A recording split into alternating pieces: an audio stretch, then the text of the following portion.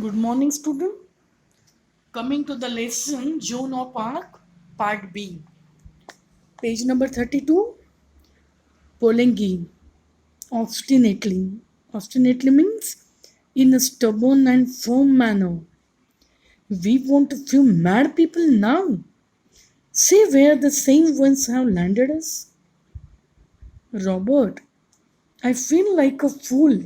Still, if you feel sure, Polengi, I feel sure enough to take her to Chinon unless you stop me. Robert, do you think ought to have another talk with her? Her means Joan. Polingi going to the window and calling the Joan. Yes, Joan, come up. Joan enters. Polingi gravely means seriously. Be seated, Joan. Robert says. What is your name? Joan. They always called me Jenny in Lorraine. Here in France, I am Joan. The soldiers call me the maid. See, as the territory and land changes, the name of Joan also changes accordingly. Robert, how old are you? June. 17? So they tell me. It might be 19. I don't remember. She is a girl of peasant. Nobody just might have kept a record of date of birth and details. Okay.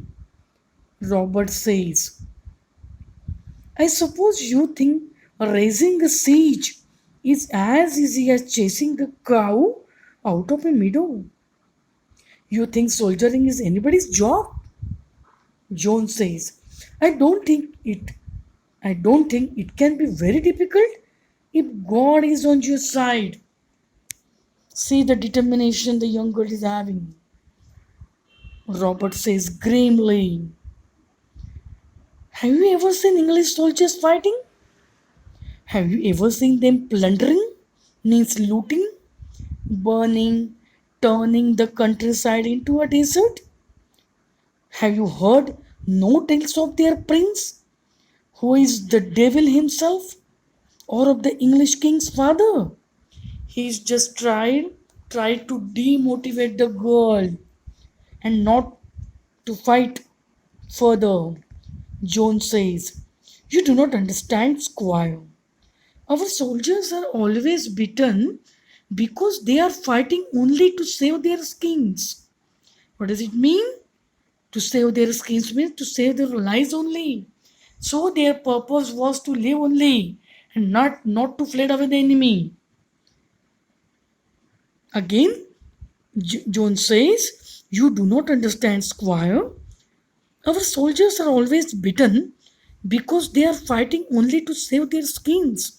And the shortest way to save your skin is to run away. But I will teach them all to fight for France. Then they will drive the soldiers before them like sheep. You and Polly will live to see the day when there will be not a single English soldier on the soil of France. Robert says to Polinki, this may all be nonsense, Polly, but the troops might just be inspired by it, though nothing that we say seems to put any fire into them.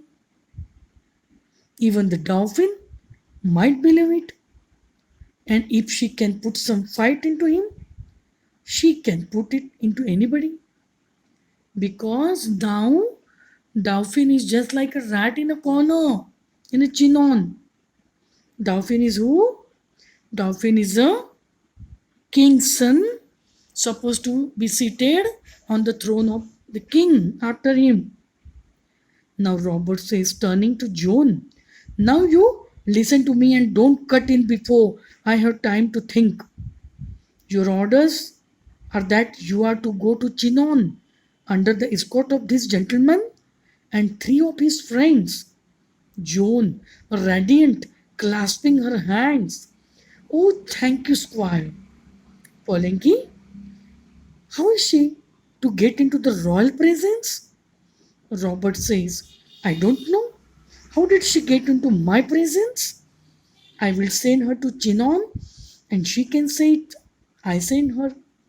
Then let come what may. What does it mean? Let come what may. Let anything happen. I don't bother. I can do no more. Jones says. And the dress. I may have soldier's dress, Squire. Robert says. Take what you please. I wash my hands off. What does it mean?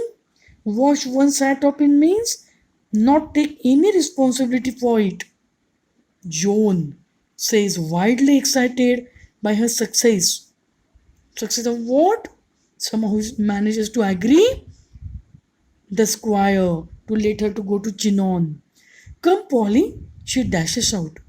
Robert, shaking Polangi's hand. Goodbye, old man. I am taking a big chance. Few other men would have done it. But as you say, there is something about her. Polangi. Yes, there is something about her. Good boy. Sorry, goodbye. Then three of them together goes to fight the war in a Chinon. This is how the lesson Joan of Arc and the conversation and abstract finishes. Thank you.